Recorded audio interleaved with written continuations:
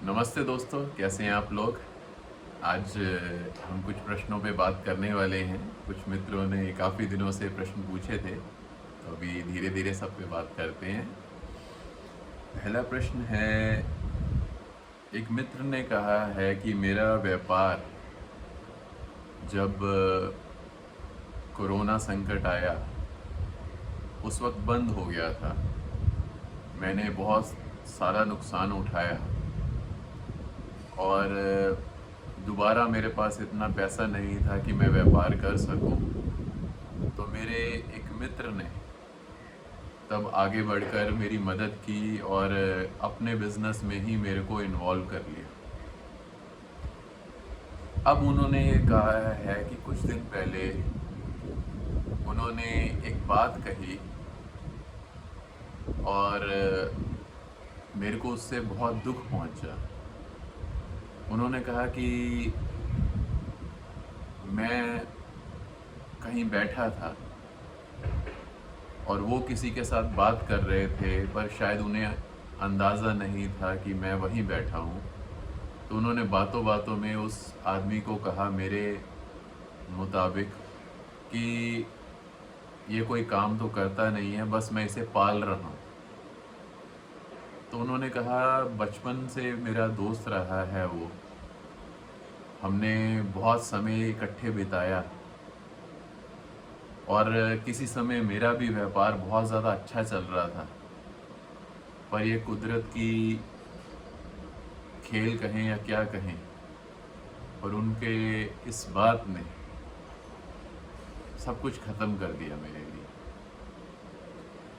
तो चलिए शुरुआत करते हैं इसी से।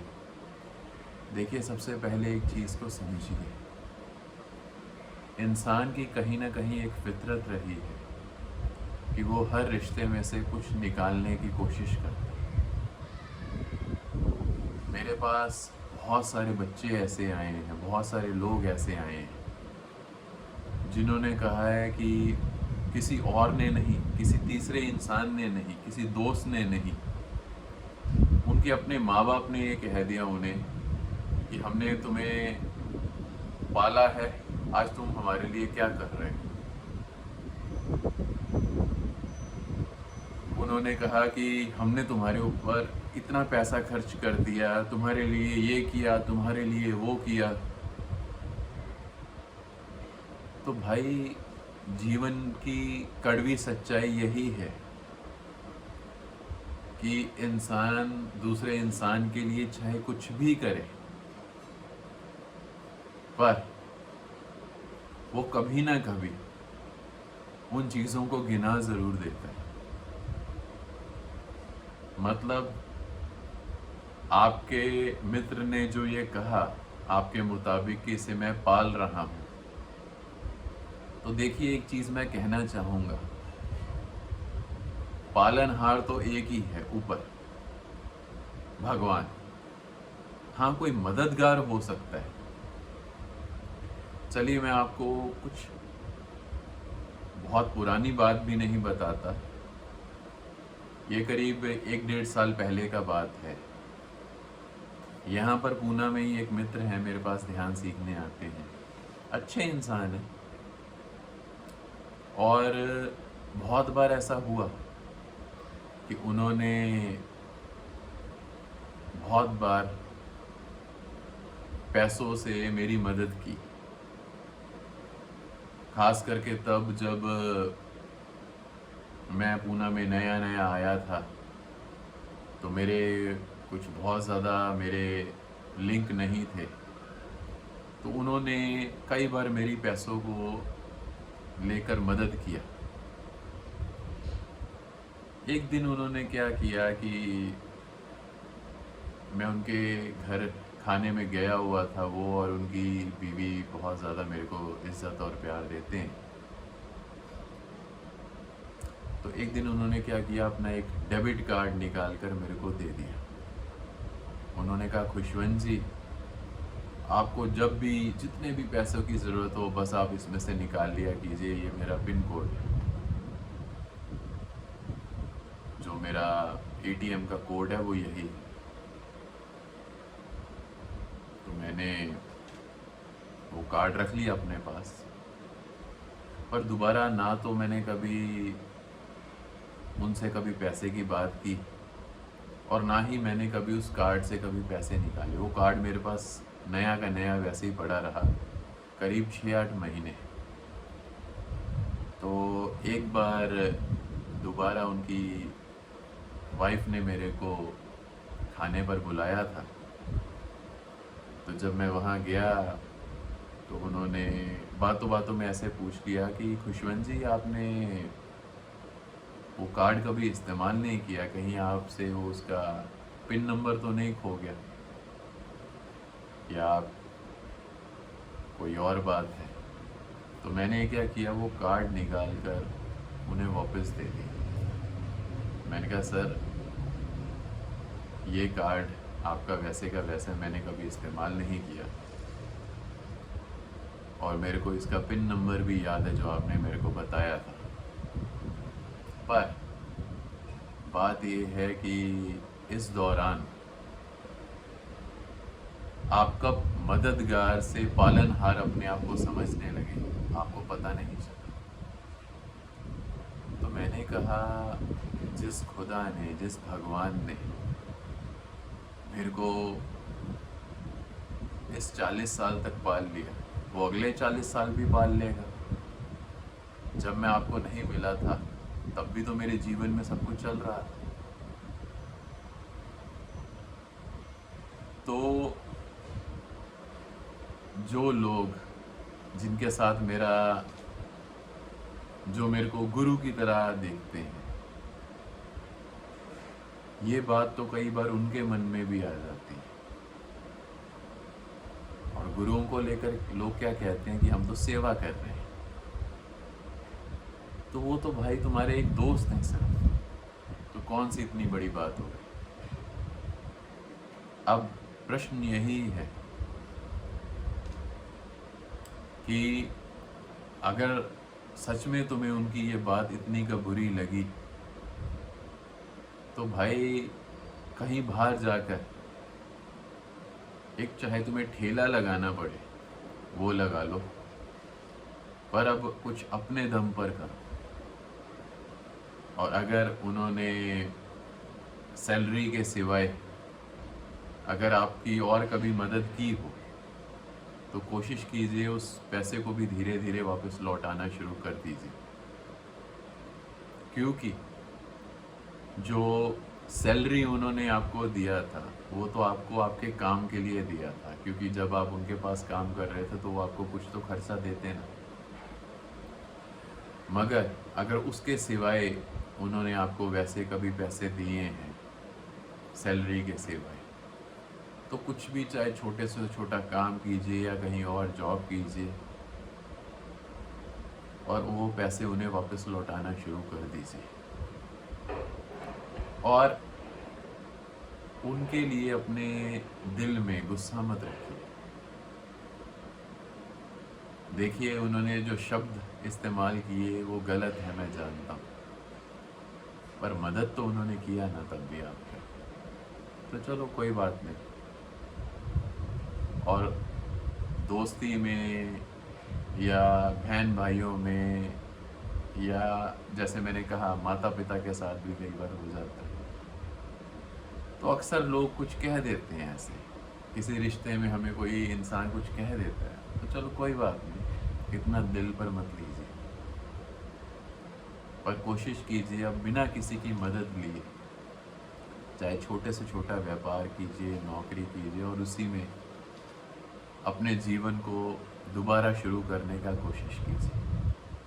ठीक है, इससे क्या होगा, आपका एक तो आत्मविश्वास दोबारा बनेगा और दूसरी चीज़ ये है, वक्त की एक खासियत है, एक समय आने पर वो सबको सच्चाई दिखाता और समझाता ज़रूर है।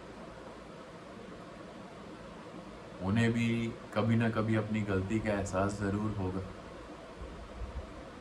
तो इसलिए आप ज़्यादा मत सोचिए, भगवान कृपा करेंगे, आपका जीवन अच्छा निकलेगा। ठीक है।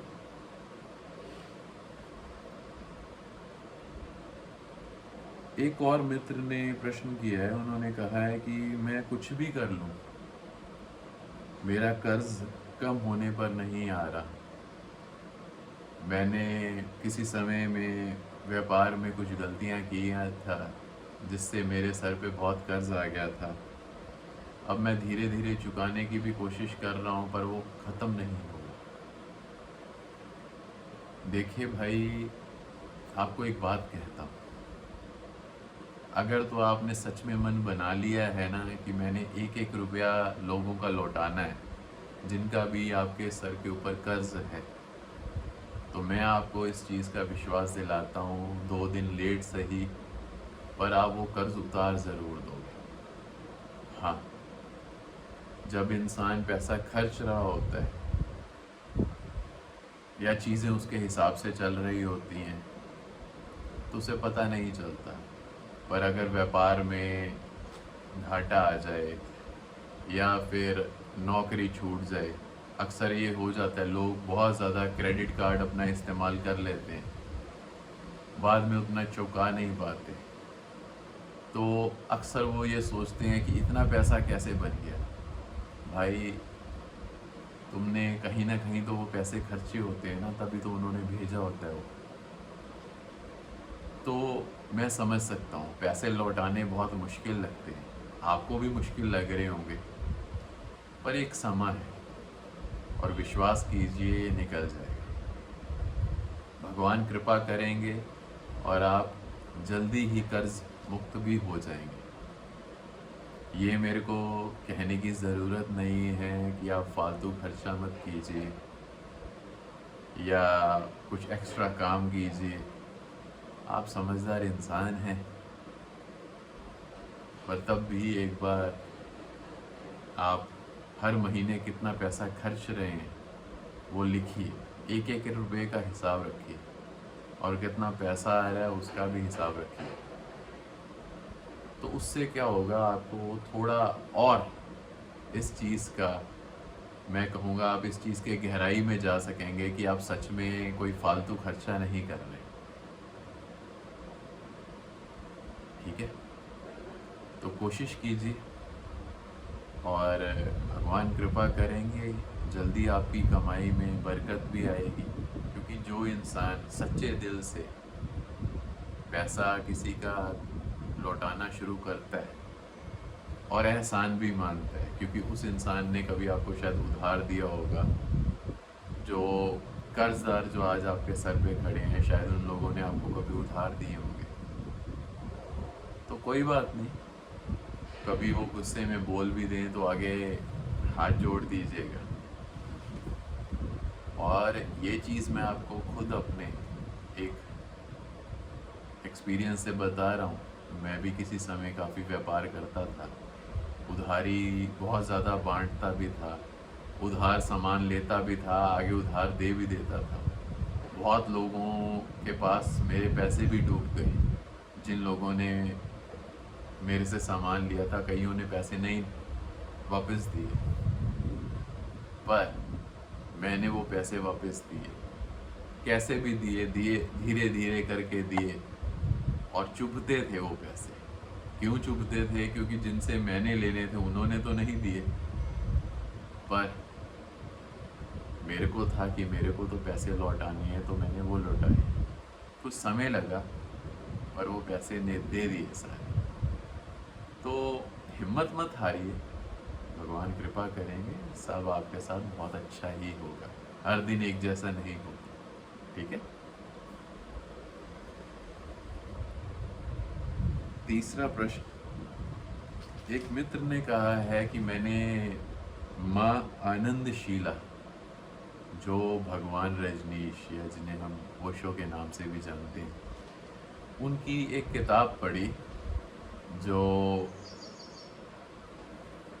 माँ आनंदशीला ने भगवान रजनीश के ऊपर लिखी थी, जिसमें उन्होंने बहुत सारी गलत बातें कही भगवान रजनीश के लिए। और तब मेरे मन में ये आया कि ये कई बार हुआ कि जीसस को भी उनके शिष्य ने धोखा दे दिया और कई शिष्यों ने अपने गुरुओं को धोखा दे दिया।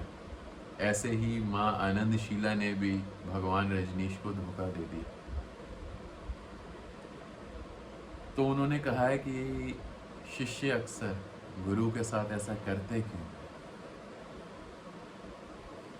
देखिए, ये जो बातें आपने कही एक तरीके से देखी जाए सच है। जीसस को भी जुदास ने धोखा दिया, पकड़वा दिया, जीसस को सूली लग गई। पर आपको एक चीज़ पता है, उससे 2 दिन बाद जुडास ने खुदकुशी कर ली थी, क्योंकि वो कहीं ना कहीं ये जानता था कि जो उसने किया वो गलत किया। तो मतलब जीसस को सूली लगी, वो बात सच है, पर कहीं जुडास को भी कहीं ना कहीं उस चीज़ का एहसास था कि मैंने एक बहुत प्यारे इंसान के साथ बहुत कुछ गलत कर दिया, उन्हें धोखा दे दिया, और उस चीज़ की गिलानी उन्हें खा रही और उन्होंने आत्महत्या कर ली। जब आज आप बात करते हो माँ आनंदशीला की और उस किताब की जिसमें उन्होंने भगवान रजनीश के मुताबिक बहुत गलत लिखा है कई चीज़ों को लेकर, कि वो कैसे सन्यासियों का शोषण भी करते थे पैसों के तरीके से, या वो कैसे बहुत ज़्यादा मैनिपुलेट करते थे लोगों को। तो मैं आज ये कहूँ, एक बार सोचो, ये 2 लोगों के बीच में बात है, भगवान रजनीश और माँ आनंदशीला। तो आज माँ आनंदशीला कुछ भी कह रही, उसे हम चेक नहीं कर सकते। क्यों? क्योंकि आज ओशो इस दुनिया में नहीं है, उस बात को सच के बताने वाले या झूठ बताने वाले। या ओशो के कुछ प्रवचनों में उन्होंने माँ आनंदशीला के रिगार्डिंग ये बात कही भी है कि उनके हाथ में इतनी मैंने पावर दे दिया था, या जो भी है। पर आज मैं ये कहूँ कि मान लीजिए शायद ये हो कि जो कुछ भी माँ आनंदशीला ने किया ओशो के जिंदा होते हुए या उनके मरने के बाद, जो उन्होंने ये किताब लिखा, मान लीजिए अगर ओशो ने ही कहा हो, जब रजनीशपुरम में बहुत कुछ हुआ, वो आश्रम भी बंद हो गया, ओशो दोबारा इंडिया आ गए 22 कंट्रियों में एंट्री ना मिलने के बाद, तो मैं अगर ये कहूँ कि मान लीजिए कि ओशो के पास इतने सन्यासी हो गए थे और वो ये चेक करना चाहते थे कि सच में इस चीज़ पर कितने लोग विश्वास करते हैं और कितने लोग विश्वास नहीं करते, तो उन्होंने माँ आनंदशीला को शायद ये कह दिया हो कि ये तुम्हारे जीवन का शायद ही मैं सबसे बड़ा परीक्षा ले रहा हूँ, कि तुम्हें मेरे ऊपर कई इल्ज़ाम लगाने हैं, इस कम्यून के ऊपर बहुत सारे इल्ज़ाम लगाने हैं, और माँ आनंदशीला ने वही किया जो भगवान रजनीश ने शायद उन्हें कहा हो। शायद ये भगवान ओशो का, भगवान रजनीश का अपने ही शिष्यों को छांटने का तरीका रहा हो, क्योंकि जब रजनीशपुरम खत्म हुआ जो अमेरिका में बनाया था, तो बहुत सारे सन्यासी जो थे ओशो को छोड़ गए थे। तो शायद ये भगवान रजनीश का उसे छटाई करने का तरीका था कि कुछ सच्चे लोग ही उनके साथ जुड़ जाएं, या कि जो जो चीज़ें उन्होंने किताबों में लिखी, ये भी शायद ओशो ने ही माँ आनंदशीला को कह दिया हो कि तुम ये लिख देना मेरे जाने के बाद एक किताब, तो और लोग छट जाएंगे। तो दो ही बातें हुई उसके बाद। कुछ लोगों ने ये देखा कि सही मायने में हमें भगवान रजनीश से मिला क्या। वो तब उनके शिष्य बने थे, वो आज भी उनके शिष्य हैं। मैं कुछ भगवान रजनीश के कुछ पुराने सन्यासियों को मिला हूँ जो 1971 में उनके साथ जुड़े थे, और आज भी वो ओशो सन्यासी हैं। उन्होंने सब कुछ देखा, वो आज भी हैं। उनमें से कुछ अमेरिका भी रहे हैं। तो कहने का मतलब ये है कि जिन लोगों के दिल में कुछ शंकाएं आ गई, वो किताब पढ़ने के बाद या उस आश्रम के बंद होने के बाद वो तो सब भाग गए, पीछे हट गए।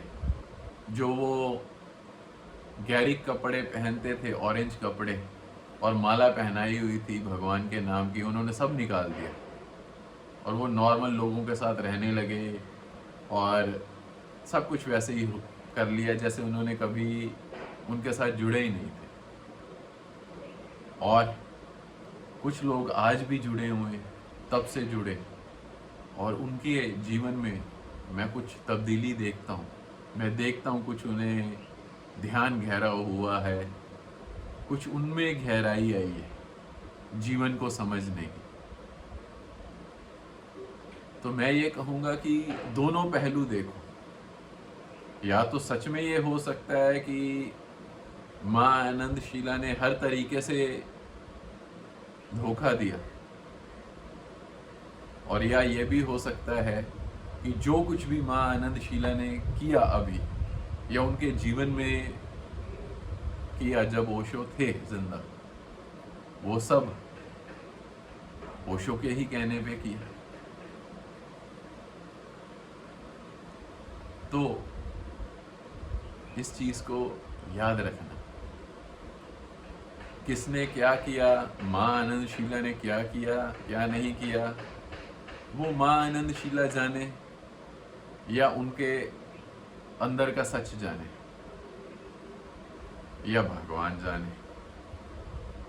अगर आज आपको भगवान रजनीश की किताबों से, टेपों से, उनके प्रवचनों से कुछ सीखने को मिल रहा है तो सीखो, पर इस चीज पर ज्यादा मत सोचो कि किसने धोखा दे दिया और किसने क्या किया, किसने क्या नहीं किया। बस अपने जीवन को देखो और मस्त रहो, ठीक है।